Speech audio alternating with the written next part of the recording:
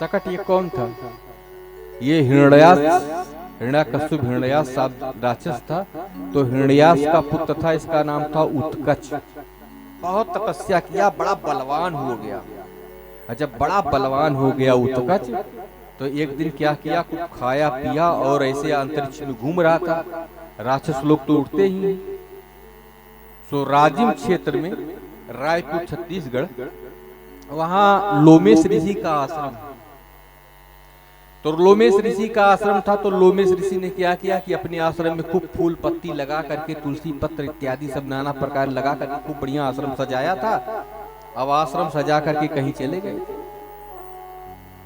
और जब कहीं चले गए थे तो ये पहुंचा, देखा हरा भरा घास है, आश्रम में फूल पत्ती है। तो शरीर खूब मोटा ताजा था, उसी को लौटने लगा। इसलिए जब लौटने लगा तो लूट फूट के सारा आश्रम ही ध्वस्त कर दिया।